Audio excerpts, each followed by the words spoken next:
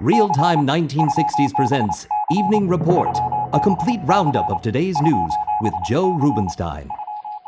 Good evening. In Birmingham, negotiators call a truce in the racial crisis. In Vietnam, a U.S. Army lieutenant is killed. In Boston, another young woman is strangled. Harry S. Truman takes a call from the president, and the Los Angeles Dodger offense finally explodes. Those are the headlines. The details after this message. Look here, we got something for you to see. It's the swingin'est wagon that'll ever be. You've never seen anything to compare with the Lark Daytona Wagonaire. The Wagonaires, a wagon like never before. The roof slides open in a flash. The step drops down and you step in. 'Cause the sky's the limit in this Wagonaire. If you're thinking of buying a new car, visit your Studebaker dealer. See the many exclusive features of tomorrow. Yours from the advanced thinking of Studebaker.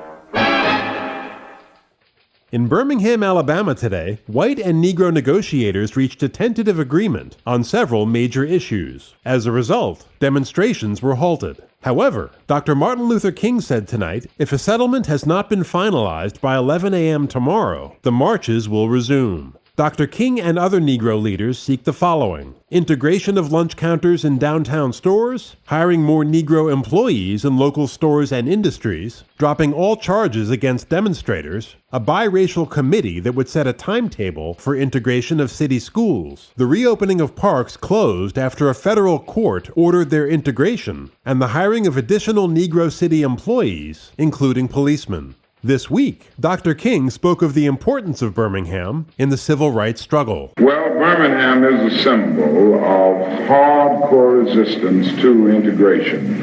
It is probably the most thoroughly segregated city in the United States, and it has had more unsolved bombings of Negro homes and churches than any city in the United States.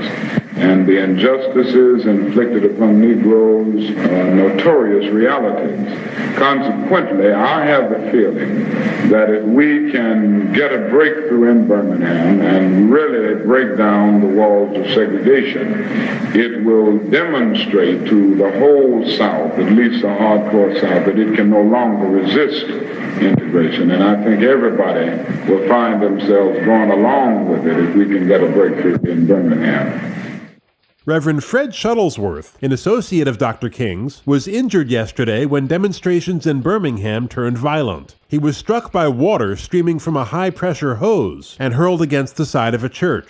Police Commissioner Eugene Bull Connor, who arrived after the minister was driven away, said, quote, "I waited a week to see Shuttlesworth get hit with a hose. I'm sorry I missed it," unquote. After a newsman observed that the minister had been taken away in an ambulance, Mr. Connor said, quote, "I wish they'd carried him away in a hearse," unquote.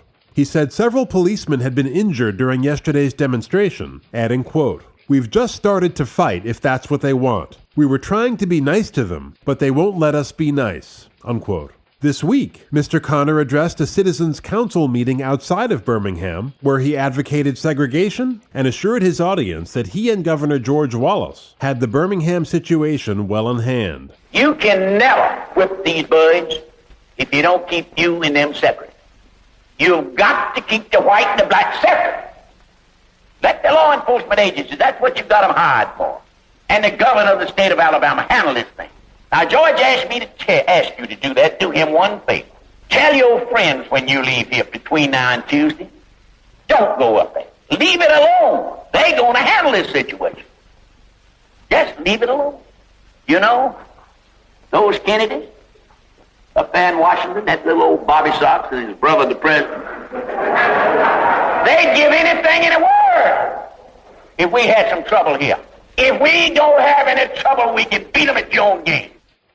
More than 2,200 Negroes have been arrested since the demonstrations began April 3rd. Today, the Birmingham City Jail was so packed with demonstrators that it took more than 4 hours to serve breakfast: grits and gravy, applesauce, and bacon. In the South Side Jail, males are kept on the first floor and females on the third floor. Last night, the prisoners slept on the floor almost shoulder to shoulder. Birmingham Mayor Arthur Haynes, who lost his re-election bid last month but remains in charge pending a hearing next week before the Alabama Supreme Court, expressed no concern today over conditions at the jail. Well, I don't think that the jail will become too overcrowded. If it is, we will provide temporary quarters, and all law violators will be arrested.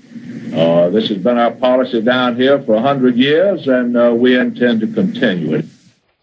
In his opening statement at today's press conference, President Kennedy emphasized that white business leaders in Birmingham had promised substantial steps to meet what he called the justifiable needs of the Negroes in that city. While much remains to be settled before the situation can be termed satisfactory, we can hope that tensions will ease and that this case history, which has so far only narrowly avoided widespread violence and fatalities, will remind every state, every community, and every citizen how urgent it is that all bars to equal opportunity and treatment be removed as promptly as possible. I urge the local leaders of Birmingham, both white and Negro, to continue their constructive and cooperative efforts. Later in the conference, the president was asked if he thought a televised fireside chat could help improve race relations in this country. It might, and if I thought it would, I would give one. We have attempted to use all. What happens is we move situation by situation, and quite obviously that's, and all these situations carry with them dangers. We have not got a settlement yet in Birmingham. I've attempted to make clear my strong view that there is a important moral issue involved of equality for all of our citizens, and that until you give it to them, they're going to have difficulties as we've had this week in Birmingham. The time to give it to them is before the disasters come and not afterwards. But I made a speech the night of Mississippi at Oxford to the citizens of Mississippi and others. It did not seem to do much good, but that doesn't mean that we shouldn't keep trying.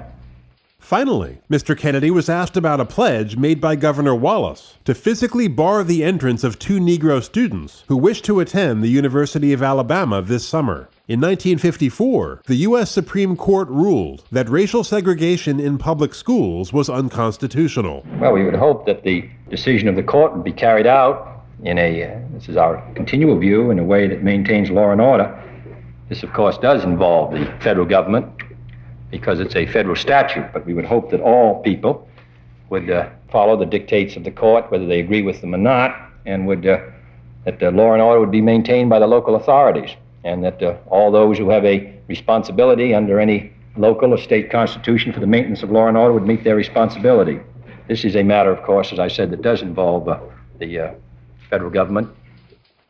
In Cambridge, Massachusetts tonight, a young music teacher was found strangled in her apartment just off Harvard Square. Boston area police were thus confronted with the 9th such unsolved killing in the last 11 months. The latest victim was identified as Beverly Simmons, 26 years old, originally from West Virginia. She had been strangled with a stocking, and her hands were bound behind her by another stocking. There were puncture wounds in her body, and police said she had been sexually assaulted. Ms. Simmons had been studying music in Boston and doing volunteer work in hospitals, sometimes singing for patients. Area police departments have pooled their information, and the state has posted rewards of $5,000 per crime for information leading to the arrest of a suspect or suspects. Investigators are not convinced that one person is responsible for all 9 murders. I'll have more news for you after this message. Excuse me, madam, but have you ever tried Soda Burst? Oh, yes, I was the first on my block. Then you know that Soda Burst is the real ice cream soda that makes itself at home? I just loved it. And you know there's a big scoop of ice cream and lots of real soda fountain fizz? It was delicious. Soda Burst's a real hit at parties and a favorite for snacks, too. My grandson just loved it. He couldn't get enough. And it comes in your 4 favorite flavors, all chocolate, black and white, strawberry, and pineapple. Oh, yes, I remember. It was so hard to decide. Soda Burst, now at new lower prices. Soda Burst by Birdseye. Here again, Joe Rubenstein. In Kansas City, Missouri today, 15,000 Southern Baptists sang happy birthday to one of their own, former President Harry S. Truman. Mr. Truman, now 79, responded with some brief remarks to the attendees of the Southern Baptist Convention. In the presidential campaign of 1960, many Baptists were outraged by a remark made by Mr. Truman in Waco, Texas, where the former president declared that those voting for Richard Nixon, quote, ought to go to hell, unquote. Today, Mr. Truman, dressed in a gray suit and carrying a cane, alluded to the incident, stating, quote, "I told them what I thought of them, and Texas went for Kennedy, so we didn't do him any harm," unquote. This afternoon, President Kennedy called Mr. Truman to wish him a happy birthday. President Truman? Yes. I want to join your other friends in expressing a congratulations to you on your 79th birthday. Thank you, Mr. President. You're as kind as you can be.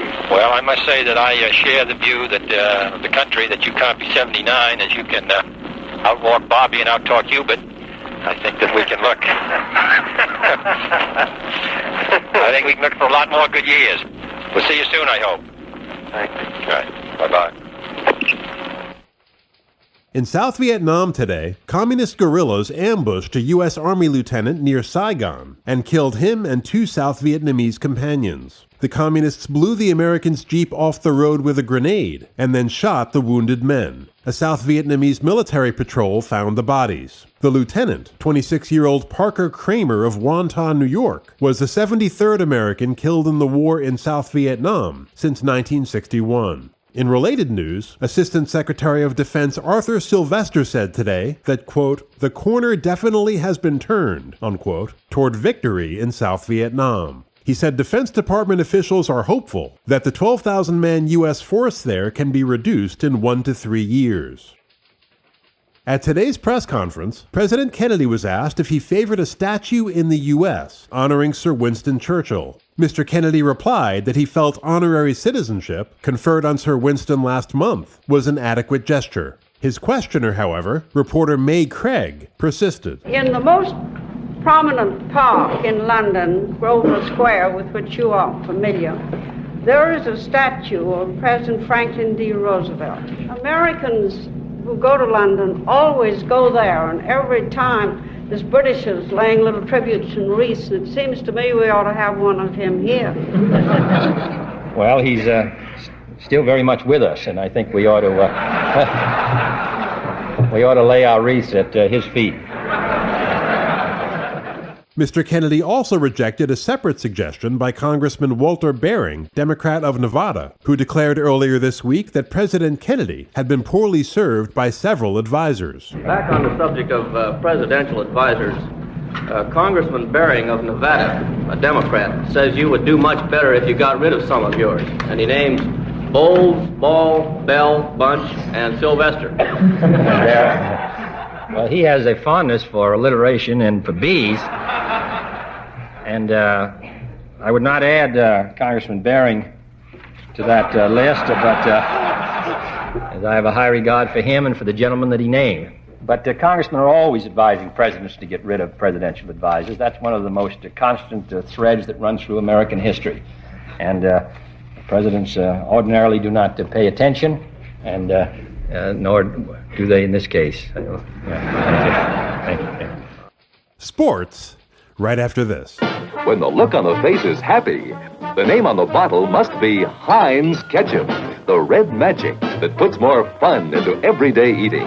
Because no other ketchup tastes like Heinz. Thicker, richer Heinz Ketchup goes further. No wonder more fun-loving young appetites go for Heinz Ketchup than any other kind.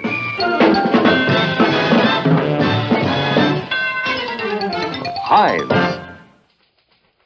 Yesterday afternoon, Walter O'Malley, president of the Los Angeles Dodgers, shot down the rumor that manager Walter Alston would soon be replaced by his coach, Leo Durocher. The club, picked by many to win the pennant, currently sits in 5th place with a record of 14-14. Nevertheless, O'Malley, who hired Alston as manager before the 1954 season, said, quote, "Walter Alston is my manager, and I have no intention of making a change. Naturally, I'm disappointed in our poor showing, but you certainly can't blame that on the manager. If there's any blame to be placed, maybe it should be hung on the general manager and myself. After all, we're the ones who supply Alston with the players. The season is just 1 month old, and already we've had injuries to Tommy Davis, Maury Wills, Bill Skowron, Sandy Koufax, and Johnny Padres. You can't blame that on the manager. Neither could you blame Alston for Koufax's injury last year. I'm sure we would have won the pennant had Sandy not been hurt," unquote. Since O'Malley's statement, the Dodgers have scored 22 runs over 2 games. This afternoon, Los Angeles center fielder Willie Davis hit 2 homers and a triple as the Dodgers scored 6 runs off Cardinal relievers in the last 2 innings to take an 11-5 victory at Busch Stadium.